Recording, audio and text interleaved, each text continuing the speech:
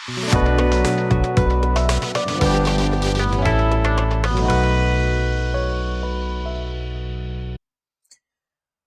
Friends, map minds के online platform पर आपका स्वागत है। मेरा नाम है अंकित बिंजवा। हम कवर करने वाले हैं यहाँ पर पूरा इतिहास यहाँ पर कवर करने वाले हैं। इतिहास को कवर करने का पहला उद्देश्य हम यहाँ पर बता दें, हम जो है पूरा मेंस के लिए इतिहास कवर करेंगे यहाँ पर, है ना। हमारा मेन उद्देश्य होगा हम किसके लिए, मेंस के लिए कवर करें। उसी के साथ में हम प्री के लिए भी इसको कवर कर लेंगे, बहुत सारी फैक्चुअल चीजें मैं आपको बताऊंगा, ठीक है। मेंस के लिए हम कवर करने के लिए सबसे पहले लेकर आ रहे हैं 3 मार्कर। हम 3 मार्कर के हिसाब से इसको चलेंगे। 3 मार्कर में आपको जहां जहां भी 3 मार्कर आएंगे वहां पर बताता चलूंगा कि यहाँ पर ये 3 मार्कर का क्वेश्चन आ रहा है, ठीक है। दूसरा 5 मार्कर भी हम यहाँ पर लेकर चलेंगे, 5 नंबर का क्वेश्चन भी, ठीक है। और 11 मार्कर भी हम क्वेश्चन लेकर चलेंगे। मेरा उद्देश्य है कि हर स्थिति में आपको अलग अलग प्रकार के क्वेश्चन जितने भी बनते हैं उसके हिसाब से स्टडी करवाना। क्वेश्चन के हिसाब से हम इसको स्टडी करेंगे कि हमारे कितने क्वेश्चंस आते हैं, कैसे क्वेश्चन बनते हैं और क्वेश्चन कैसा होता है ना। मेन उद्देश्य यही है, हम यहाँ पर यही क्लियर करने बैठे हुए हैं। इसीलिए मैंने ये सीरीज स्टार्ट करी, क्योंकि मोस्ट ऑफ आपको ढूंढना पड़ता है कौन सी चीज कहाँ से मिल रही है। तो मैं आपको यहाँ पर, जैसे मुगल हमने देखा, एक एग्जाम्पल हम देख लेते हैं मुगल। तो मुगल में हम आपको देखते हैं प्रशासन, ठीक है, प्रशासन व्यवस्था, सैन्य व्यवस्था। तो प्रशासन व्यवस्था कैसे, सैन्य व्यवस्था कैसे हमारे लिए इंपॉर्टेंट है, वो मैं आपको यहां पर बताऊंगा कि प्रशासन व्यवस्था कैसे चलेगी, है ना, सैन्य व्यवस्था कैसे। जैसे अभी हम बात कर ले तो हमारे एंशिएंट, है ना, एंशिएंट हिस्ट्री, या फिर हमारा जो प्राचीन काल है, प्राचीन काल में सामाजिक स्थिति, है ना, सामाजिक स्थिति भी आप देखते हैं, ठीक है। फिर उसके बाद आर्थिक स्थिति के बारे में देखते हैं। तो ये कैसे आपका क्वेश्चन बनेगा और कैसे इसको लिखना है, कौन कौन से पॉइंट इसके अंदर इंक्लूड होंगे, इन सब के बारे में हमको यहाँ पर देखते हुए चलना है, ठीक है। तो यहाँ पर हम शुरू करेंगे कहां से, एंशिएंट हिस्ट्री से, ठीक है। हमारा हिस्सा कहां से शुरू होगा, एंशिएंट हिस्ट्री से शुरू होगा। और एंशिएंट हिस्ट्री से हम इसको लेकर जाएंगे कहां तक, मॉडर्न तक। मैं आपको 3 मार्कर 5 मार्कर बताते चलूंगा, ठीक है। तो आपको मैप माइंड्स के चैनल को सब्सक्राइब करना है, लाइक करना है और शेयर करते चलें अपने दोस्तों के साथ में, जितना ज्यादा शेयर कर सके। ये एकदम फ्री लेक्चर मैं आपको अवेलेबल करवा रहा हूं मेरी तरफ से, ठीक है। अब चलते हैं, सबसे पहले हम देख लेते हैं इतिहास के स्रोत, ठीक है। उसके पहले, इतिहास के स्रोत देखने के पहले हम इतिहास को तो जान ले कि इतिहास होता क्या है, ठीक है। तो हम पहले इतिहास को थोड़ा सा यहां पर जान लेते हैं, है ना। हम थोड़ी सी बात कर लेते हैं इतिहास की। देखिए इतिहास जो क्या है ना, हम सिंपल सी बात करें, हो सकता है कि 3 मार्कर में क्वेश्चन बन जाए इतिहास, है ना, इतिहास को बताइए। तो इतिहास क्या चीज होती है, तो इतिहास जो है पुरानी घटनाओं का एक वृत्तांत होता है ना। पुरानी घटनाओं का क्या हो जाएगा, एक वृत्तांत होता है, जो अभी से, तब से लेकर अभी तक घटी है। जैसे कल जो यदि हम बात करें एमपीपीएससी का कोई सा पेपर हुआ और आज आप मंडे को उसका डिस्कशन कर रहे हैं, तो मतलब वो क्या हो चुका है आपके लिए, एक इतिहास हो चुका है, ठीक है। या फिर हम इसको ऐसा बोल सकते हैं, इतिहास को एक और तरीके से हम ऐसा बोल सकते हैं कि तथ्यों को चुनकर, है ना, तथ्य जो है हमारे पास, तथ्यों को चुन लिया हमने। अब उससे क्या करें हम, अतीत का पुनर्निर्माण, अतीत का क्या कर दे, पुनर्निर्माण कर दे, ठीक है।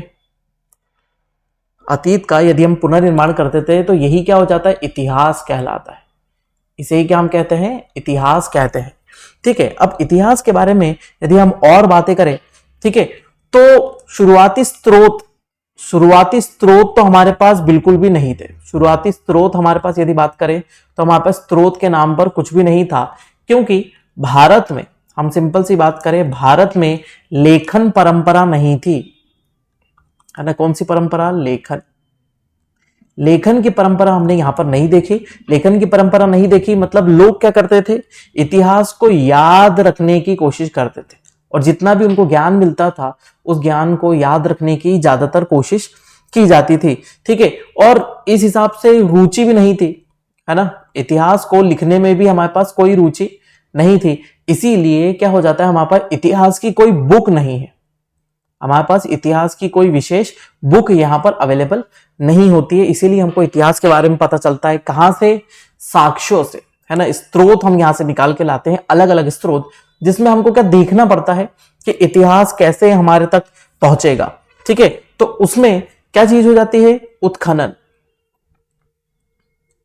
ठीक है, किसी जगह पर हमने क्या करा, ये कोई सी साइट है, इस साइट को हमने क्या करा, खोद कर देखना शुरू करा, इसमें से यहां से कोई मूर्ति निकली, यहां से कोई मूर्ति निकली, यहां से कोई सिक्के निकले। इस क्षेत्र से हो सकता है कि हमको यहां पर कोई एक पत्थर के ऊपर लिखा हुआ अभिलेख मिला, ठीक है, और यहां पर हमको एक खंबा मिला जिसके ऊपर भी कुछ आकृतियों में लिखा हुआ है। तो ये क्या थे, ये ऐसे साक्ष्य थे जो हमारे इतिहास को दर्शाते हैं, इतिहास को दर्शाते, ऐसे साक्ष्य जो क्या करेंगे, इतिहास को दर्शाते हैं, यही क्या करते हैं, हमारे स्रोत कहलाते हैं। इतिहास जो साक्ष्य दर्शाते हैं इतिहास को, वही क्या हो जाते हैं, इतिहास को जान लेने के स्रोत कहलाते हैं। ठीक है, तो पहले लोगों को क्या था कि वो सिर्फ याद रखना ज्यादा प्रीफर करते थे कि हम चीजों को याद रख लेंगे। ठीक है, तो पहले के लोग क्या होते थे, चतुर रामलिंगम हुआ करते थे, तो वो याद करने की ज्यादा कोशिश करते थे कि आई मेमोराइज। ठीक है, लेकिन इससे हमको इतिहास के बारे में, पुराने उस समय के बारे में जानकारी नहीं मिलती है। उस समय के बारे में जानकारी हम इन्हीं सभी स्रोतों से निकाल कर लेकर आते हैं। ठीक है, तो अब यदि हमको कुछ लिखा हुआ नहीं मिल रहा है या फिर मिल भी रहा है, तो हमको स्रोत को हम क्या कर देते हैं, अलग अलग हिस्सों में विभाजित कर देते हैं। तो ये हो जाता है हमारा क्या, इतिहास, है ना। इतिहास का ये हमारा क्या था, इंट्रो। तो अब इसको देख लेते हैं कि इतिहास में यहां पर हम किन किन चीजों से इतिहास को जान सकते हैं। इतिहास को जानने के हमारे पास कौन कौन से स्रोत होते हैं। देखिए, सबसे पहले पुरातात्विक स्रोत, है ना, जो किससे निकले, खनन, खनन या उत्खनन,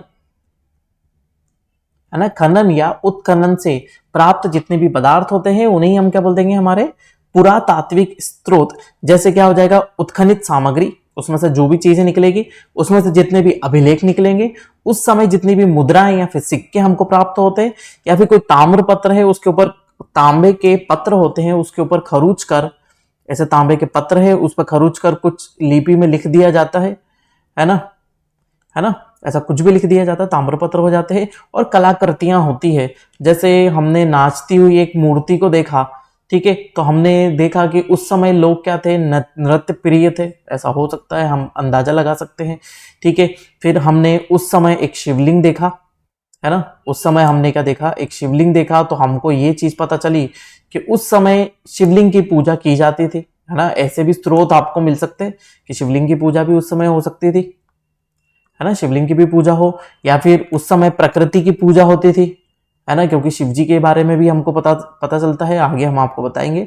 ठीक है, जैसे हड़प्पा सभ्यता में आपको मिले साक्ष्य मिलते हैं, बहुत सारी पुरानी मूर्तियां मिलती है, तो सभी चीज से प्रकृति पूजा भी होती है वहां पर, है ना, इंसानों की पूजा भी होती है। जैसे राजा को ही क्या माना जाता था, वहां पर प्रमुख माना जाता था। ठीक है, उसके बाद आते हैं साहित्यिक स्रोत। साहित्यिक स्रोत मतलब लेखन, लेखन, जहां से लेखन की कला चालू हुई, जहां से लोगों ने लिखना, पढ़ना और उसे समझना शुरू कर दिया, वहां से हमें स्रोत मिलते हैं। कौन से, साहित्यिक स्रोत मिलते हैं। अब ये अलग अलग भाषाओं में मिलेंगे, अलग अलग भाषाओं में मिलेंगे। जैसे अपभ्रंश, शुरुआती जो भाषाएं हो जाएगी, प्राकृत हो जाएगी, अपभ्रंश हो जाएगी, संस्कृत में मिलते हैं, राजस्थान क्षेत्र में राजस्थानी में मिलेंगे। उर्दू, फारसी, जब यहाँ पर विदेशी आक्रमण हुए तो वहां से फारसी लोग आए, उर्दू उन्होंने भाषा लिखी।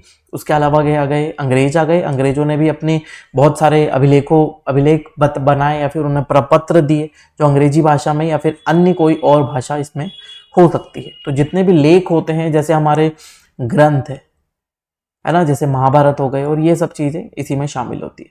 ठीक है, मनोवैज्ञानिक स्रोत, ठीक है, उसके अलावा मनोवैज्ञानिक स्रोत क्या हो जाता है, मानव विज्ञानी स्रोत, है ना, मानव विज्ञानी, मनोविज्ञानी नहीं है, मानव विज्ञानी स्रोत मतलब हमने जो वैज्ञानिक तकनीक से पता करे हैं, वैज्ञानिक तकनीक से हमने जो प्राप्त करे हैं। जैसे हम इसको बोल सकते हैं शासकीय स्रोत, शासन जो चीज को डिक्लेयर करता है कि ये हमें तब मिली और ऐसे मिली वैसे मिली, और उस आधार पर हमने क्या कर दिया, स्रोत को बता दिया। अर्धशासकीय स्रोत मतलब कुछ लोगों के पास कुछ पुराने सिक्के पड़े हैं, है ना, कुछ सिक्के पड़े हैं लेकिन गवर्नमेंट के पास नहीं है ना, आपके पास भी आपकी दादी से पूछिएगा, है ना, उनके पास कुछ सिक्के होंगे, पुराने सिक्के होंगे, तो वो क्या है, एक हमारे शासन को दर्शाते हैं कि हमारे पहले कौन सा शासन रहा है। ठीक है, अर्धशासकीय हो गए, गैर शासकीय हो गए, और व्यक्तिगत हो गए जो लोग कहानियां सुनाते हैं, है ना, कहानियां बताते हैं कि उस समय ये स्थितियां थी और उस समय ऐसे राजा थे। जैसे आपने बहुत सारी कहानियां सुनी हुई है जो एक व्यक्ति से दूसरे व्यक्ति, दूसरे से तीसरे, तीसरे से चौथे व्यक्ति तक पहुंचती है। तो ऐसी बहुत सारी कहानियां हमको देखने को मिलती है। अब चलिए हम किसकी तरफ बढ़ जाते हैं, हमारे फैक्चुअल चीजों की तरफ बढ़ जाते हैं। देखिए, तो सबसे पहले हमारे मुख्य क्या चीज होती है, ये अभिलेख होते हैं। अभिलेख, है ना, तो सबसे पहले हम किसकी बात कर लेते हैं, अभिलेख। सबसे प्रमुख चीज है हमारी क्या, अभिलेख। अभिलेख को आपको देखना है, और अभिलेख को मैं बता देता हूं, किसी पत्थर पर खुदे हुए अक्षर, किसी पत्थर या स्तंभ पर खुदे हुए अक्षर, है ना, जो किस प्रकार से हो सकते हैं, या फिर किसी लोहे का स्तंभ हो सकता है ना, कोई लोहे का हो सकता है, कोई मिट्टी का हो सकता है, या फिर ये क्या हो सकता है, एक चट्टान हो सकती है, या फिर कोई गुफा हो सकती है ना, एक गुफा हो सकती है, किसी क्षेत्र में कोई एक गुफा है ना, उस गुफा में भी क्या हो सकते हैं, ये आपको दिखाई दे सकते हैं। तो ये सब क्या हो जाते हैं, अभिलेख कहलाते हैं। ये सब क्या कहलाएंगे, हमारे अभिलेख कहलाएंगे। भले ही वो गुफा में हो, किसी दीवार पर लिखे हो, किसी मंदिर पर लिखे हो, मंदिर के बाहर लगे हुए पत्थर पर लिखे हो, वो सब क्या कहलाते हैं, अभिलेख कहलाते हैं।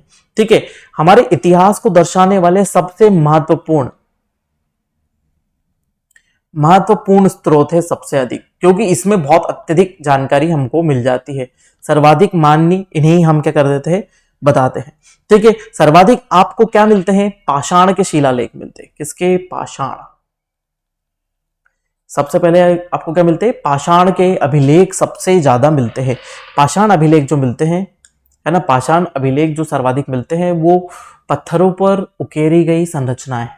किस पर, पत्थरों पर उकेरी गई संरचनाएं है ना, जैसे आपको यहाँ पर दिखाई दे रहा है इस वाले में, है ना, इसी संरचना यहाँ पर उकेर दी, और उसी से आपको क्या दिखाई दे रहा है ना, उसी से आपको बहुत सारी चीजों के बारे में जानकारी मिलती है। ठीक है, दीवारों पर, प्रतिमाओं पर, बहुत सर्व जगह पर कहीं ना कहीं लिख दिया जाता है कुछ ना कुछ। सबसे प्राचीन, किसकी बात करें, सबसे प्राचीन लेख जो आपको कहां मिलता है, मध्य भारत। कहां मिलेगा, मध्य भारत में मिलता है। कहां पर, बोगज कोई। कौन सी जगह है, बोगज कोई नामक स्थान पर क्या है, सर्वप्रथम सबसे प्राचीन शिलालेख यहां पर आपको मिलता है। ठीक है, ये लगभग 1400 ईस्वी पूर्व, कितना, 1400 ईस्वी पूर्व का लेख है। इतना पुराना लेख हमको यहां पर से मिल जाता है। ठीक है, इस लेख में क्या हो जाता है कि हमसे क्यों जोड़ लेते हैं, क्योंकि इसमें इंद्र, है ना, इसमें बहुत सारे देवताओं के बारे में बताया गया है। इंद्र, है ना, उसके अलावा मित्र, वरुण, मित्र हो गए, वरुण। ठीक है, इंद्र, मित्र, वरुण, इन देवताओं के बारे में इसके अंदर उल्लेख किया गया है। तो ये ही क्या है, वैदिक देवता है, इसीलिए हम इसको क्या बोलते हैं, सबसे प्राचीन स्रोत मानते हैं।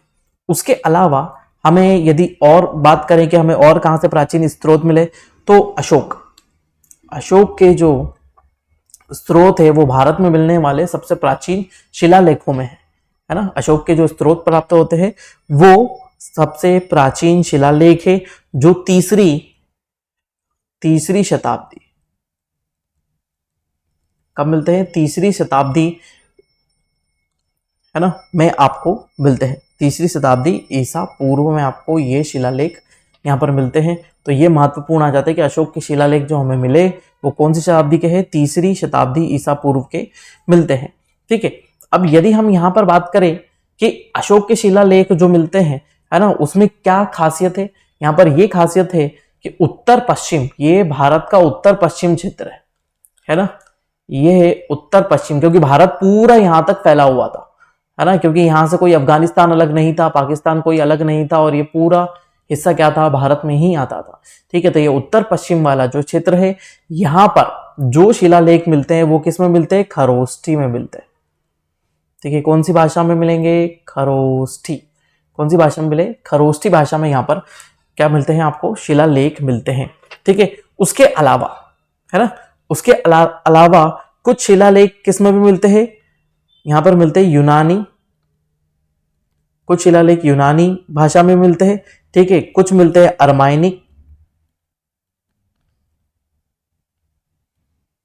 ठीक है, अरमाइनिक या फिर अरमाइक लिपि में भी मिलते हैं। इसीलिए जो हम अशोक के शिलालेखों की बात करते हैं तो अशोक के जो शिलालेख है वो किस किस में मिलते हैं? ब्राह्मी में भी मिलते हैं, खरोष्ठी में भी मिलते हैं, ब्राह्मी, खरोष्ठी, ठीक है, यूनानी और अरमाइनिक, यूनानी और अरमाइक, इन चारों भाषाओं में मिलते हैं। और यही हमारा यहां से क्वेश्चन बन जाता है यहीं से कि अशोक के शिलालेख किन भाषाओं में मिलते हैं? ठीक है, ब्राह्मी, खरोष्ठी, यूनानी और अरमाइक भाषा में ये शिलालेख मिलते हैं। इनके बारे में हम आगे जानकारी भी लेंगे, है ना, आगे मतलब जब हम अशोक पढ़ेंगे तो अशोक में इसके बारे में और जानकारी आपको मिलती चलेगी। ठीक है, तो शुरुआती हमको जो शिलालेख मिले वो इस भाषा में, लेकिन इससे भी पहले हमको कुछ शिलालेख मिले। ठीक है, तो प्रारंभिक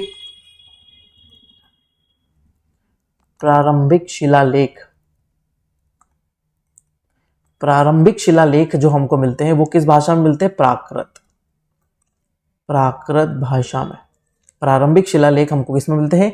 प्राकृत भाषा में हमको यहाँ पर प्रारंभिक शिलालेख मिलते हैं। तो ये भी हमारा इंपॉर्टेंट हो जाता है कि कौन सी भाषा में हमको प्रारंभिक रूप से शिलालेख मिलना शुरू हुए जो हमारे भारत के इतिहास को उजागर करने लगे।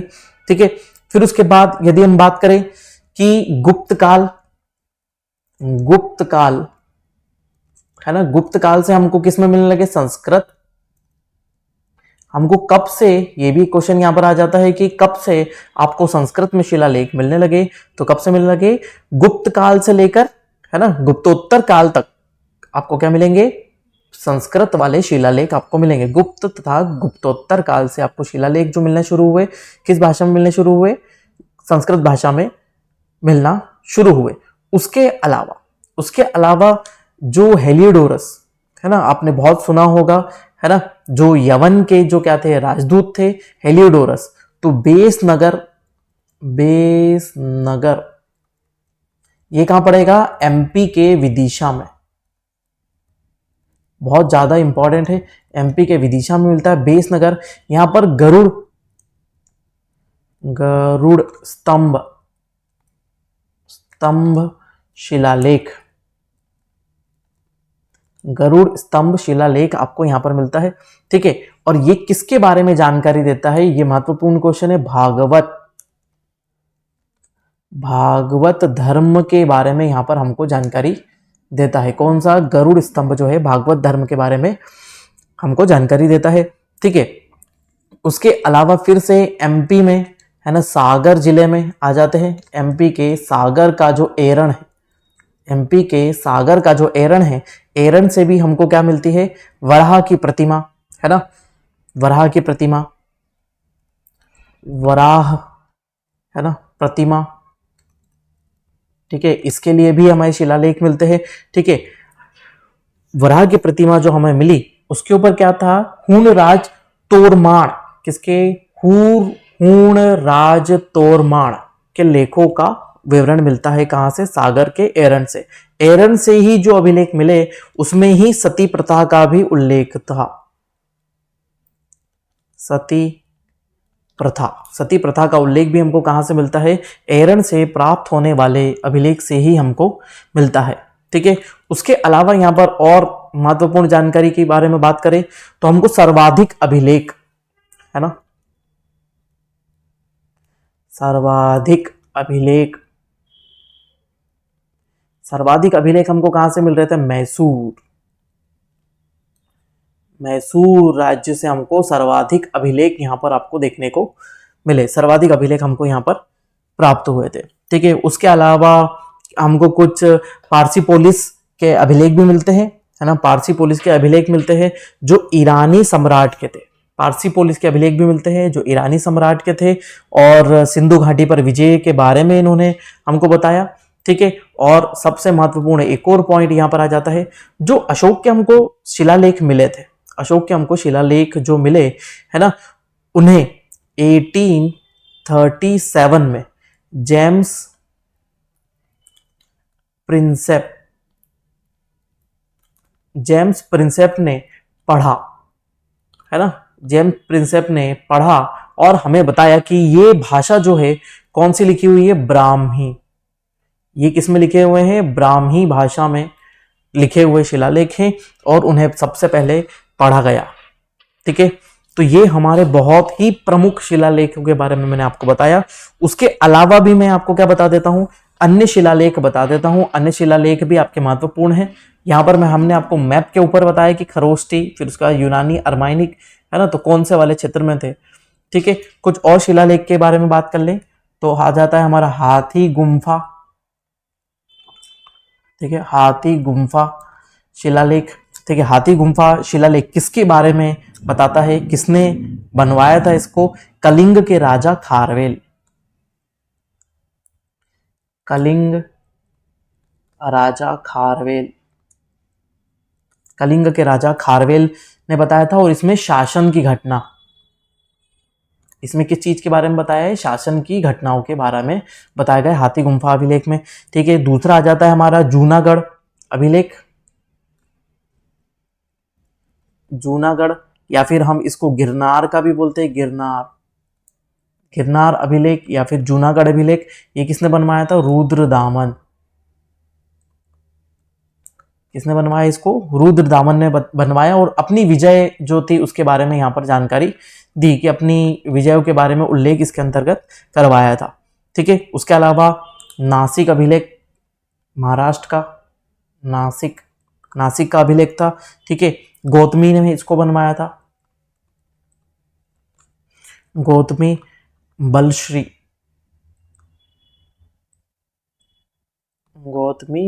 ने इसे बनवाया था। और गौतमी पुत्र शतकर्णी की सैनिक सफलताओं व कार्यों का विवरण इसके अंतर्गत दिया हुआ था। ठीक है, उसके बाद आता है प्रयाग अभिलेख।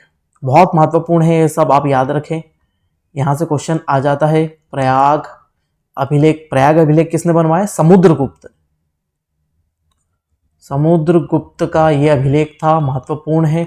रुद्रदामन का ये जो अभिलेख है हमारा, ये महत्वपूर्ण है। ठीक है, तो समुद्रगुप्त ने इसे बनवाया। ठीक है, अपनी विजय के बारे में इसके अंतर्गत बताया गया था। मध्य प्रदेश के परिप्रेक्ष्य में बात करें तो मंदसौर का अभिलेख आया यहाँ पर। ठीक है, मालवा नरेश यशोधर्मन ने बनवाया था, मालवा नरेश यशोधर्मन ने इसको बनवाया था। लगभग सभी में वही चीजें की गई है, अपने युद्धों के बारे में, अपनी जितनी भी चीजें रहती है कि हम इतने महान हैं, इन सब चीजों के बारे में सब कुछ बताते रहते हैं। नेक्स्ट आ जाता है एहोल, है ना, एहोल अभिलेख। ये भी बहुत महत्वपूर्ण है, बहुत बार पूछा गया हुआ है कि एहोल अभिलेख कहां पर है और किसका है। ये है पुलकेशियन द्वितीय का। किसका है, पुलकेशियन द्वितीय ने, हर्ष के पुलकेशियन द्वितीय के मध्य युद्ध का उल्लेख इसमें मिलता है। तो आपसे पूछा जाएगा कि हर्ष और पुलकेशियन द्वितीय के बीच युद्ध का उल्लेख किसमें मिलता है, तो एहोल अभिलेख में इसका वर्णन मिलता है। उसके बाद जाता है ग्वालियर अभिलेख। सभी को मैं इतना डिटेल में इसलिए बता रहा हूं क्योंकि ये बहुत इंपॉर्टेंट है ना। ये बनाया था प्रतिहार नरेश। इसे किसने बनाया था, प्रतिहार नरेश। कौन थे, भोज। प्रतिहार नरेश भोज ने इसको बनाया था। गुर्जर प्रतिहार शासकों की जानकारी इसके अंतर्गत हमको मिलती है। ठीक है, फिर उसके बाद आता है स्कंदगुप्त का जूनागढ़ अभिलेख, है ना, स्कंदगुप्त का जूनागढ़ अभिलेख। भीतरी बोल दो इसको, भीतरी और इसी को ही जूनागढ़, है ना, भीतरी जूनागढ़ अभिलेख। ये किसका है, स्कंदगुप्त का है, स्कंदगुप्त का यह अभिलेख है। और इसमें भी उसी के शासनकाल की, उस समय की महत्वपूर्ण घटनाओं के बारे में वर्णन हमको मिलता है। ठीक है, उसके बाद आगे आ जाते हैं देवपाड़ा अभिलेख। आपको क्या मिलता है, बंगाल नरेश के बारे में जानकारी देता है, बंगाल नरेश। ठीक है, बंगाल नरेश जो थे उस समय के विजय सेन हुआ करते थे। विजय सेन, इनके बारे में महत्वपूर्ण जानकारी यहाँ से प्रदान करता है। तो ये बंगाल तक के हमको शिलालेखों के बारे में जानकारी मिली। इसमें जूनागढ़ रुद्रदामन का, प्रयाग प्रशस्ति जो आपको पता है समुद्रगुप्त की, इनमें मैं धीरे धीरे आपको याद भी करवाते जाऊंगा। जैसे प्रयाग किससे संबंधित है, प्रयाग नदियों से संबंधित है, तो प्रयाग तो आप ऐसे याद रखते हैं, प्रयाग समुद्र पानी, ऐसा। एहोल पुलकेशियन द्वितीय से संबंधित है, ठीक है। ग्वालियर अभिलेख प्रतिहार नरेश से, ठीक है। फिर उसके बाद हमने मंदसौर अभिलेख की बात करी, मालवा के यशोधर्मन से संबंधित है, ठीक है। तो आपको ऐसे इन चीजों को याद रखना है, ठीक है। तो पहला हमने बात कर ली थी किस चीज की, पहले हमने अभिलेख के बारे में बात कर ली। अब हम आ जाते हैं किसके ऊपर, सिक्कों के बारे में बात कर लेते हैं, ठीक है। ज्यादा बड़ा लेक्चर को नहीं खींचूंगा, है ना, कुछ कुछ चीजें इसके अंदर बताते चलेंगे और कुछ चीजों के बारे में आपको जानकारी आगे के हिस्से में भी देता चलूंगा, ठीक है। नेक्स्ट आ जाते हैं हमारे क्या, सिक्के। अब देखिए, सिक्के का मतलब ऐसा नहीं होता है कि जो आपने वर्तमान में सिक्के देखे ऐसे गोल भी हुआ करते थे, ऐसे चौकोर भी हुआ करते थे, ऐसी कुछ डिजाइन में भी हुआ करते थे। जैसे आपने 10 पैसा 5 पैसा देखा है ना, ऐसे आयताकार भी हुआ करते थे जिसका कोई कॉर्नर नहीं हुआ करता था सपाट, ठीक है। ऐसे अलग अलग डिजाइन वाले सिक्के हुआ करते थे, तिकोने हुआ करते थे, स्टार बने हुए होते थे और बहुत सारे। ये सब क्या कहलाते हैं, ये सिक्के और सील कहलाते हैं, सील और सिक्के कहलाते हैं, ठीक है। सिक्के और इनका जो अध्ययन होता है इसको हम बोलते हैं मुद्रा शास्त्र। मुद्रा शास्त्र के इसका अंतर्गत इसको रखा जाता है ना। मुद्रा शास्त्र मतलब सिक्कों का अध्ययन हो जाता है। अब प्राथमिक रूप से सिक्के जो मिलते थे, है ना, प्राथमिक रूप से देखो, शुरुआत में सिक्के तो किसके बनाए गए, शुरुआती सिक्के जो थे पक्की मिट्टी से, मिट्टी को तपाकर बनाए गए। फिर उसके बाद धीरे धीरे जैसे जैसे धातुओं की जानकारी होती गई, फिर उसके बाद हमारे सामने आया तांबा, फिर उसके बाद आया सोना, तांबा सोना, फिर आया चांदी, ठीक, फिर उसके बाद आया सीसा। ये सब मतलब सीक्वेंस में नहीं है ना, मतलब लगभग जो जो धातुएं मिलती गई, है ना। सेल खड़ी है ना, सेल खड़ी के सिक्के। तो ऐसे सिक्कों का निर्माण उस आधार पर होता गया। लेकिन सिक्कों को बनाने के लिए कुछ चीज तो चाहिए होगी, तो सांचे, है ना। तो सांचे किसके बनाए जाते थे, मिट्टी के, पक्की मिट्टी के सांचे बनाए जाते थे, उसी के अंदर सिक्कों को डाला जाता था, जिनको क्या बोला जाता था, टकसाले कहा जाता था, ठीक है। तो आरंभिक सिक्के जो थे, है ना, आरंभिक सिक्के, है ना, प्रारंभ, है ना, शुरुआत में जो सिक्के देखे गए उनके ऊपर सिर्फ चिन्ह हुआ करते थे, है ना। प्रारंभिक सिक्कों पर सिर्फ चिन्ह हुआ करते थे, उसके ऊपर कोई पेड़ बना हुआ है, उसके ऊपर कोई आकृति बनी हुई है ना, बस इतना ही हुआ करता था। लेकिन जो बीच का काल आया, है ना, बीच का काल आया, उससे सिक्के क्या हो गए, परिवर्तित हो गए, है ना। इसके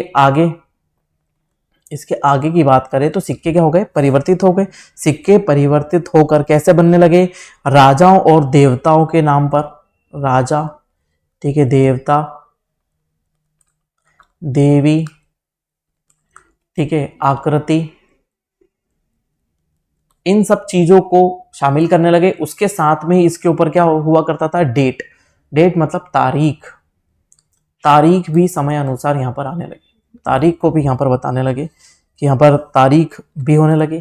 फिर और आगे चलते हैं, ठीक है, और आगे बढ़े तो आगे बढ़ते हुए कुछ सिक्कों को बोला जाता है आहत सिक्के। ये क्वेश्चन बनता है यहां से, आहत सिक्के क्या होते हैं, ठीक है। आहत सिक्के मतलब ऐसे सिक्के जिनको क्या करते हैं, पंच करके बनाते हैं, पंचमार्क, ठीक है, पंचमार्क करके ऐसा बनाया जाता है। आहत सिक्के का मतलब ये हो जाता है कि एक धातु का ऐसा डिस्क लिया जाता है, ठीक है, उसके ऊपर एक दूसरे धातु के ऊपर जो क्या होते हैं, यहाँ पर कुछ डिजाइन बनी रहती है ना, वो इससे लेकर इसके ऊपर ठोक देते, मतलब एक ठप्पा लगाते, तो ठप्पा थोड़ी जोर से लगाया जाता है, तो जैसे ही ठप्पा लगेगा तो इसके ऊपर भी वो आकृति क्या हो जाएगी, उकेर दी जाएगी। तो ऐसे ही सिक्के क्या कहलाते हैं, आहत सिक्के कहलाते हैं, है ना। ऐसे सिक्के कैसे सिक्के कहलाए, आहत सिक्के कहलाए गए, या फिर ठप्पा मारकर या सील लगाकर या फिर ठोक कर उसके ऊपर उन आकृतियों को बनाया जाता है, ठीक है। तो ये बहुत पुरानी मुद्राओं के रूप में ये सब चले आ रहे थे, है ना। तो हम यदि बात करें तो पूर्वी उत्तर प्रदेश और मगध में ये सिक्के बहुत ज्यादा मिले, है ना, पूर्वी यूपी और मगध, है ना, मतलब मगध साम्राज्य जो हम आगे पढ़ेंगे उसमें पूर्वी यूपी और मगध साम्राज्य में ऐसे प्रकार के सिक्के आपको बहुत सारे अत्यधिक मात्रा में देखने को मिले। उसके अलावा यहाँ पर ज्यादातर सिक्के किस प्रकार के होते थे, चांदी के होते थे। आपको पता है चांदी एकदम सॉफ्ट होती है, आप उसको ठोकेंगे तो उसके ऊपर क्या हो जाएगा, उस पर कुछ चीजें ऐसी बन सी जाएगी। तो हमारे सिक्के जो हुआ करते थे वो किस प्रकार के होंगे, चांदी के प्रकार के सिक्के हुआ करते थे, जिसके ऊपर किसी जीव जंतु पेड़ पौधे, है ना, और चांद तारे सूरज, इसकी आकृतियां यहाँ पर बनी हुआ करती थी। ठीक है, यदि हम यहाँ पर आगे बात करें सिक्कों में तो सर्वाधिक सर्वाधिक हमको सिक्के किसके मिलते हैं, है ना, सिक्कों की यदि बात करें तो हमको सिक्के सर्वाधिक मौर्योत्तर काल के मिलते हैं। मौर्योत्तर काल के सिक्के सर्वाधिक मात्रा में हमको यहां पर मिलते हैं। ठीक है, अब ये जो मौर्योत्तर काल के जो सर्वाधिक सिक्के मिलते हैं ये किस किस के हुआ करते थे, सीसे, चांदी, तांबा। एमपीपीएससी अभी 2023 में भी सिक्के से रिलेटेड क्वेश्चन आया था, है ना, सिक्के से संबंधित क्वेश्चन आया था तो उसको भी याद रखिएगा। ठीक है, सोने, है ना, सीसे, चांदी, तांबा, सोने, इसके सिक्के हुआ करते थे। ठीक है, उसके अलावा, है ना, सातवाहन जो थे, है ना, सातवाहन से ऐसे स से याद रखना, इन्होंने सीसे के सिक्के सर्वाधिक चलाए, है ना, लेड जिसको बोलते हैं, सीसे के सिक्के इन्होंने सर्वाधिक चलाए। ठीक है, और गुप्त शासक जो थे, गुप्त शासकों ने सर्वाधिक सोने के सिक्के चलाए, सर्वाधिक सोने के सिक्के इन्होंने चलाए, सोने के सिक्के, सर्वाधिक सोने के सिक्के इन्होंने चलाए। उसके अलावा सर्वप्रथम, है ना, सर्वप्रथम लेख वाले, है ना, स्वर्ण मुद्रा, लेख वाली स्वर्ण मुद्रा, मतलब जिनके ऊपर कुछ ना कुछ लिखा हुआ करता था, है ना, हिंद यूनानी या फिर आप बोल सकते ग्रीक, इंडो ग्रीक या फिर हिंद यूनानियों ने सर्वप्रथम लिखे हुए सोने के सिक्कों का प्रचलन शुरू कर दिया था। ठीक है, तो ऐसी सभी चीजें हमको यहाँ पर निरंतर निरंतर मिलने लगी और ये सब चीजें हो गई हमारे इसमें शामिल, और ये हमारे स्रोत के रूप में बनकर आ गई थी, बहुत तेजी से उभर कर हमको बहुत सारी चीजें मिली और इन सब चीजों के बारे में हमको ज्ञान मिला। अगले स्रोत की यदि हम बात करें यहाँ पर, तो मैंने आपको यहाँ पर बताया कि हमें अगली जो चीज़ मिलती है वो जो मिलती है मूर्तियाँ, स्मारक भवन और चित्रकला। मूर्तियाँ मिलेगी, फिर स्मारक भवन मिलेंगे और यहाँ पर चित्रकला आपको मिलेगी अगली हमारे जो स्रोत होते हैं उसके अंतर्गत। तो इनके बारे में हम थोड़ी सी बात कर लेते हैं, है ना। तो सिक्के हो गए थे, सिक्के के बाद हम अब बात कर लेते हैं हमारी कौन सी, मूर्तियाँ। मूर्तियाँ, देखिए मूर्तियाँ जो है वो हमारी एक और महत्वपूर्ण स्रोत होती है ना। ये महत्वपूर्ण स्रोत होती है, महत्वपूर्ण स्रोत इसलिए होती है कि उस समय की कला संस्कृति, है ना, कला संस्कृति धार्मिकता, कला संस्कृति और धार्मिकता का प्रतीक होती है। इन सब चीजों को ये दर्शाती है क्या, मूर्ति है। मूर्ति कला जो है वो उस समय की चीजों को दर्शाने लग जाती है। उन चीजों को दर्शाते हुए ये बहुत सारी चीजों को बता देती है कि मूर्तियां जो उस समय हमें प्राप्त हो रही थी वो कैसे धार्मिक जीवन को प्रभावित करती है। जैसे देवी की मूर्तियां थी, देव की मूर्तियां थी, कैसी थी। ठीक है, तो कुषाण काल से हम इसका प्रारंभ मानते हैं। कुषाण काल से मूर्तियों का निर्माण प्रारंभ हुआ।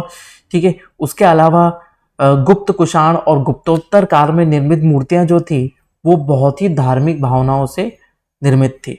ठीक है, कुषाण हो गया, यहां से तो शुरू ही हुई थी। उसके अलावा गुप्त, फिर उसके बाद गुप्तोत्तर, गुप्त हो गया, गुप्तोत्तर काल हो गया। इन कालों में जो मूर्तियों का निर्माण हुआ था वो पूरी तरीके से धार्मिक थी, मैंने आपको पहले ही बताया कि ये धार्मिक भावनाओं को भी क्या करती है, हमारा प्रदर्शित करती है। कला, संस्कृति, धार्मिक भावना, इन सब का प्रतीक होती है। तो इस समय की मूर्तियाँ कैसी थी, धार्मिक भावनाओं से ज़्यादातर प्रेरित हुआ करती थी।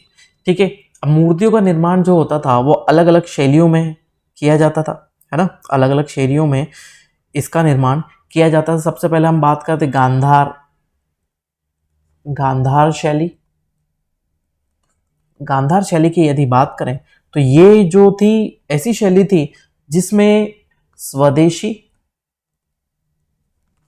प्लस विदेशी दोनों ही झलकियां हमको देखने को मिलती थी। ये बहुत महत्वपूर्ण है। गांधार शैली के बारे में बताइए, तो आप 3 मार्कर में सिंपल लिख सकते हैं कि गांधार शैली एक प्राचीन शैली है, मूर्ति निर्माण की शैली है। ठीक है, और उसमें विदेशी तथा स्वदेशी दोनों प्रकार की ही क्या मिलती है, आपको छवियां देखने को मिलती है। उसके अलावा मथुरा शैली की यदि बात करें तो मथुरा शैली पूर्ण रूप से स्वदेशी शैली थी। पूर्ण रूप से कैसी शैली थी, स्वदेशी शैली थी। इसके अंदर पूरी तरीके से हम स्वदेशी का उपयोग कर रहे थे, मतलब जिसमें हाव भाव है, निर्माण की प्रक्रिया है, उन सब में इस प्रकार का उपयोग किया जा रहा था। ठीक है, उसके अलावा यदि हम बात करें कि हमको कहाँ कहाँ ऐसी मूर्तियां ज्यादातर देखने को मिलती है, भरूच में देखने को मिलती है, बोध गया में मिलती है, बरहुत, है ना, भरहुत, बोध गया, अमरावती, ये अधिकांशतः केंद्र थे, है ना, किसके, मूर्ति कला के केंद्र हमको देखने को मिले। ठीक है, मूर्तियां किसके चीज की बनाई जाती थी, ठीक है, पत्थर की भी बनाई जाती थी, कहाँ से मूर्तियां भी बनाई जाती थी, मतलब किसी धातु की मूर्तियां भी बनाई जाती थी। उसके अलावा मृण मूर्तियां, ठीक है, सबसे पहले प्रस्तर मतलब किसी पत्थर, किसी विशेष पत्थर को ले लिया। ठीक है, फिर उसके बाद कांस्य मतलब किसी धातु की मूर्ति, और मृण मूर्तियां जैसे कि आप विसर्जित करने वाली मूर्तियों का उपयोग करते हैं। जैसे आपने मिट्टी के गणेश जी बनवाए और उनको आपने बाद में विसर्जित कर दिया, तो ऐसी मूर्तियां मृण मूर्तियां कहलाती है। और जो धातु की मूर्तियां आपने घर में देखी है अपने, ठीक है, प्रस्तर मूर्तियां जो आप मंदिरों में, बड़े बड़े विशालकाय मंदिरों में बाहर की तरफ, अंदर की तरफ मूर्तियां देखते हैं, वो प्रस्तर की मूर्तियां होती है। ऐसी सभी मूर्तियों का विकास आगे की तरफ होता गया। ठीक है, ये बहुत ही महत्वपूर्ण साक्ष्य के रूप में उभर कर आया। इसके बाद ही आ जाता है हमारा क्या, स्मारक। ठीक है, स्मारक जो है एक और साक्ष्य, लेकिन ये बहुत एक शैली को प्रदर्शित करता है, शैली। उसके अलावा धार्मिक, उस क्षेत्र की धार्मिक, फिर उसके अलावा उस क्षेत्र में जो कला, उस क्षेत्र की जो संस्कृति है, कला और संस्कृति को भी प्रदर्शित करने वाला महत्वपूर्ण अंग है वहां के पाए जाने वाले स्मारक। ठीक है, अब जो स्मारक होते हैं वो 2 अलग अलग शैलियों में विभाजित किए जाते हैं। जैसे नागर शैली, जैसे आपने उत्तर भारत में देखे होंगे तो जो मंदिर बनते हैं वो एकदम ऐसे सपाट, अभी मैं सब कुछ दिखा दूंगा आपको, सब चीजें आपको दिखाऊंगा। ऐसे मंदिर बनते हैं कुछ, ठीक है, जिसके ऊपर ऐसा एक ध्वज है और फिर ऐसा एकदम तिकोना ऐसा हिस्सा बना हुआ है। तो ये कैसे कहलाते हैं, ये हमारी कहलाते हैं कौन सी, उत्तर भारत की शैली कहलाती है। ठीक है, जो है नागर शैली। दूसरी आपने देखी द्रविड़ शैली,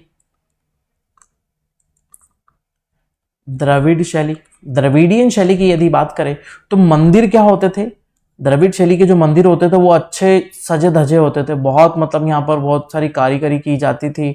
फिर एक बहुत बड़ा गेट हुआ करता था ऐसा, ये, और इसके बाहर एक बहुत बड़ा गेट हुआ करता था, बड़ा सा दरवाजा होगा, दरवाजा भी बहुत नक्काशी से, मतलब पूरा उकेर कर पत्थरों के ऊपर से सजाया जाता था। ये गोपुरम है और ये गर्भगृह है ना, और ये दरवाजा है, ये सब चीज़ें, मतलब हम इसको उसमें देखेंगे। तो ये दूसरी शैली हो गई। उसके अलावा आ जाती है कौन सी, वेसर शैली।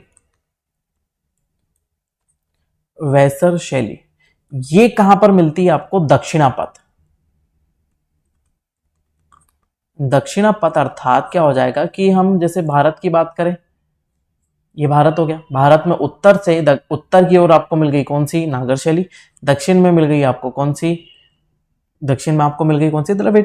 और ये बीच वाला क्षेत्र जो है, जो दक्षिणापथ मतलब बीच वाले क्षेत्र में, जो दोनों शैलियों का क्या है, मिश्रण है, लगभग दोनों शैलियों का मिश्रण है, कुछ कुछ विशेषता दोनों के मिक्स रूप में पाई जाती है, तो इसे ही हम क्या बोल देते हैं, वेसर शैली। उसके अलावा एक और शैली आ जाती, आगे जाकर आई, जिसे स्तूप के नाम से जाना गया है, स्तूप शैली। ठीक है, स्तूप शैली आ गई। फिर उसके बाद आ गई गुंबद, गुंबद वाली शैलियां आ गई। ठीक है, स्तूप आ गए, गुंबद आ गए, और भी बहुत सारी शैलियां यहाँ पर धीरे धीरे आगे की तरफ आ गई, जो हमको क्या कर देती है, आगे के साक्ष्यों के बारे में बताती है। नेक्स्ट अगली जो चीज आ जाती है वो हमारी कौन सी आ जाती है, चित्रकला। ठीक है, चित्रकला बताने के पहले मैं आप लोगों को जो चीजें मैंने आपको बताई, यहाँ पर गांधार शैली कैसी होती है उसको बता देता हूँ, मथुरा शैली कैसी होती है उसको बता देता हूँ। ठीक है, गांधार शैली में कैसे बनते हैं, मथुरा शैली में, सब चीजों को अभी बताता हूँ। देखिए, सबसे पहले यहाँ पर आपको दिखाई दे रहा है, सबसे पहले मैं आपको दिखा देता हूँ कि अलग अलग शैलियों के बारे में। इसमें आप सबसे पहले देख रहे हैं गांधार शैली, सबसे पहले आपको दिखाई दे रहा है गांधार शैली। तो गांधार शैली में देखिए, देखो यहाँ पर दोनों शैलियों में अंतर ये आ रहा है कि देखो यहाँ पर कुछ चिकने चीज़ों का उपयोग किया जा रहा है, देखिए थोड़ी चिकनाहट है, और उसके अलावा यहाँ पर ये देखिए, यहाँ पर आपको कुछ बना हुआ दिखाई देगा, आकृतियां दिखाई दे रही है, पीछे की तरफ एक ऑरा दिखाई दे रहा है। ठीक है, तो ये पहले देखो यहाँ पर जो बॉडी शेप है वो भी अलग है, चेहरे के हाव भाव है वो भी क्या है, अलग है। देखिए यहाँ पर चेहरे के हाव भाव एकदम आपको लगेगा कि एकदम इंडियन मूर्ति है ना, मथुरा शैली में आपको दिखाई दे रही है। देखो पीछे की तरफ आपको देवी देवता दिखाई दे रहे हैं, यहाँ पर एक देवता खड़े हैं। ठीक है, यहाँ पर बुद्ध की प्रतिमा है, और एकदम साधारण वस्त्र के रूप में एक जनेऊ है। और यहाँ पर कैसा है, एक विदेशी आकर्षण है, इसमें एक विदेशी आकर्षण साथ में आता है, और ये एकदम पूरा आपको कैसा दिखाई दे रहा है, एकदम हिंदुत्व का झलक उसके अंदर आपको मिलती है। तो इसीलिए विदेशी प्रभाव उसके ऊपर दिखाई दिया, और इसके ऊपर विदेशी प्रभाव नहीं दिखाई दिया। और बाकी आकृतियां ऊपर की तरफ आप देख रहे हैं कि कोई देवी देवता, फिर पत्ते हैं, एक औरा अलग तरीके से दर्शाया गया है, और अलग अलग प्रकार के पत्थरों का उपयोग किया गया है। इसीलिए ये शैली जो है हमारी, है ना, तो ये अलग आ जाती है, गांधार और मथुरा, ये दोनों चीजें आप देखें। फिर उसके बाद आ जाती है हमारी कौन सी शैली, स्मारक निर्माण की, है ना, स्मारक जो होते हैं उसकी नागर शैली। तो सबसे पहले देखो नागर शैली, तो हमारे मंदिर ऐसे बनते, आपने ये जो उदाहरण आपको पूरा दिखाई दे रहा है, ये आपको दिखाई देगा सूर्य मंदिर। सूर्य मंदिर आप जो देखेंगे, है ना, सूर्य मंदिर देखेंगे कोणार्क में, वो भी ऐसा दिखाई देगा। फिर पुरी का मंदिर आप देखेंगे, वहां पर भी ऐसा ही दिखाई देगा। पुरी का मंदिर आपने देखा होगा, जगन्नाथपुरी का मंदिर, वो भी ऐसा ही दिखाई देगा। तो वो नागर शैली में बने हुए मंदिर है। ठीक है, दूसरा आपको दिखाई दे रही कौन सी शैली, यहाँ पे द्रविडियन शैली। देखिए नागर शैली ये है, द्रविडियन शैली ये है। देखिए द्रविडियन शैली में आपको दिखाई दे रहा है, देखिए शुरुआत में देखो एंट्री यहां से है, तो यहाँ पर एक दरवाजा बना हुआ है बड़ा सा। ठीक है, फिर आगे आगे आगे जाते हुए, है ना, फिर आपको दिखाई देता है एक मंदिर बना हुआ है, फिर उसके ऊपर एक ध्वजा क्षेत्र भी बना हुआ है। तो ये और एकदम पूरी सजी धजी है, इसके ऊपर छोटी छोटी मूर्तियां बनी हुई है, पूरा हिस्सा जो है बहुत बड़ा बना हुआ है ना। देखो यहाँ पर अलग अलग गुंबद है, लेकिन एकदम सीधे सीधे बने हुए गुंबद है। उसके अलावा यहाँ पर आपको दोनों का जो है मिश्रण इसमें दिखाई देता है। देखिए यहाँ पर कैसा दिखाई दे रहा है, ये एकदम त्रिकोण दिखाई दे रहा है, एकदम सीधा ऊंचा। तो ये भी देखिए सीधा ऊंचा, लेकिन उसमें इसको भी मिला दिया गया, द्रविड़ शैली को भी मिला दिया गया वेसर शैली में, है ना। और ये दोनों का मिक्सचर बन गई। देखिए यहाँ पर प्रांगण अच्छा लंबा सा है, जैसा इसमें प्रांगण है, लेकिन यहाँ पर ये अलग से द्वार नहीं है यहाँ पर, है ना। जो मुख्य द्वार होता है वो नहीं है, जैसे इसमें नहीं है, एक द्वार नहीं है, सीधे सीधे आप मंदिर में पहुंच जाते। तो यहाँ भी कोई द्वार नहीं है, मंदिर में पहुंच जाते। लेकिन इसकी निर्माण कला कैसी है ना, निर्माण कला इस तरीके की है। तो ये हमारी अलग अलग प्रकार की शैलियां आ जाती है, जो मैं आपको निरंतर बताते हुए चलूंगा। इसी तरीके से मैं आपको बताऊंगा हर चीज को, है ना। समझ में आया? वैसे तो मैं आपको सिक्के और ये सब चीजें बता चुका था, है ना, इसलिए मैंने आपको यहाँ पर ये चीज बता दी। उसके बाद आ जाती है चित्रकला शैली। चित्रकला शैली मतलब गुफाओं में, बस यहाँ से सुन लीजिए, आखिरी चीज आ जाती है हमारे। हम यहाँ पर बात कर लेते हैं किसमें, चित्रकला में। चित्रकला की बात करो तो चित्रकला क्या है, जो गुफाओं में चित्र उकेरे गए, गुफाओं में चित्र उकेरे गए, या फिर किसी मंदिर पर चित्र उकेरे गए, है ना, शिलाओं पर किए गए, है ना। जैसे अजंता एलोरा की गुफाओं में आपको मिलते हैं, बाघ की गुफाओं में आपको शैल चित्र मिलते हैं, बहुत प्राचीन चित्र आपको मिलेंगे। ठीक है, मध्य प्रदेश की गुफाओं में भी बहुत जगह पर मिलते हैं। तो यही क्या हो जाते हैं, यही चित्रकला का प्रारंभिक था, जो हम कहाँ पर बना रहे थे, शैलों पर या फिर पत्थरों पर बना रहे थे। ठीक है, ये जो चित्रकला होती है ये जन जीवन पर प्रकाश डालती है ना। किस पर? जन जीवन पर। आप चित्रकला किस चीज की बनाओगे? जो आपको दिखाई देगा, ठीक है, उन चीजों के बारे में आप चित्रकला ज्यादातर बनाएंगे, चित्रों के बारे में, ठीक है। उसके अलावा प्राकृतिक वर्णन अधिक करता है, क्योंकि ये भी आपको दिखाई दे रहा है ना, सामने प्रत्यक्ष रूप से, उसी की ही चित्रकला के रूप में ज्यादातर उकेरा जाएगा। तो ये ज्यादातर जनजीवन और दूसरा प्राकृतिक रूप से दर्शाती है। उसके अलावा क्या हो जाते? अवशेष चीजें, है ना, अवशेष। जो चीजें अवशेष के रूप में टूटे फूटे मृद भांड, ठीक है, मृद भांड हम आपको मिले, या फिर कोई सील मिली, या फिर कोई जो भवन मिले टूटे हुए, लेकिन पूर्ण रूप से कहा नहीं जा सकता वो क्या क्या थे, है ना। हमको आकृतियां मिली, लेकिन वो पता नहीं है किस चीज की, ये भवन पता नहीं है, सील आपको मिली, ठीक है, फिर आपको मृदभांड मिले, तो ये किस प्रकार के हैं? तो इन्हीं क्या कहा जाता है? अवशेष, जो अंतिम रूप से आपको थोड़े बहुत मिल जाते हैं, ठीक है। तो यहां तक हमारा ये वाला क्षेत्र था। अब हम क्या देखेंगे? साहित्यिक स्रोत, है ना। अगले वाले लेक्चर में आपको क्या मिलेगा? साहित्यिक स्रोत। ये थे इतिहास को जानने के प्राथमिक स्रोत। साहित्यिक स्रोत में आपको बहुत सारी चीजें याद रखनी कि कौन सी चीज कहाँ से मिली, फिर उसके बाद हमारे वेद है, पुराण है, इनके बारे में जानकारी, ठीक है। फिर लौकिक साहित्य हमको कौन कौन से मिले, तो ये थोड़ा सा हम इसको अलग से ही बनाएंगे और अलग से ही इसको रखेंगे, ठीक है। तो मैंने आपको इसके अंदर क्या बताया? 3 मार्कर क्वेश्चंस के बारे में आपको बताया, ठीक है। फिर यहां से 5 मार्कर भी बन सकता है। 5 मार्कर में सीधे क्वेश्चन पूछ सकता है कि कौन कौन से क्षेत्र हमारे इतिहास को जानने के कौन कौन से स्रोत हो सकते हैं, इनके बारे में संक्षिप्त में विवेचना कीजिए। तो आपको एक स्रोत के बारे में लिखना, उसका एक उदाहरण, स्रोत और एक उदाहरण, ऐसे लिखते चलना है। तो आपको लगभग मैंने 5 से 7 स्रोत बताया अलग अलग, उन स्रोतों के बारे में लिखना है। और आखिरी में आपको एक और जोड़ देना है, साहित्य वाला, और कोई एक साहित्य कृति के बारे में आपको यहाँ लिखना है, उदाहरण जरूर देना है। एक लेक्चर में आपको पूरा ऐसा बताऊंगा कि आंसर राइटिंग कैसे करनी है। पहले हम थोड़ा डाटा ले आए सामने, फिर उसके बाद में बताऊंगा कि आंसर राइटिंग हमारी कैसी की जाएगी, ठीक है। तो यहाँ तक था हमारा पहला लेक्चर।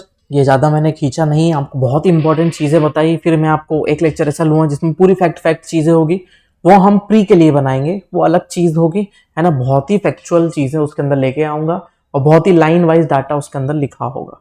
चलिए, तो आज के लिए यहीं तक, मिलते हैं नेक्स्ट लेक्चर में। बने रहिए मैप माइंड्स के साथ में। मेरा नाम है अंकित बिंजवा, मिलते हैं नेक्स्ट लेक्चर में। Thank you so much.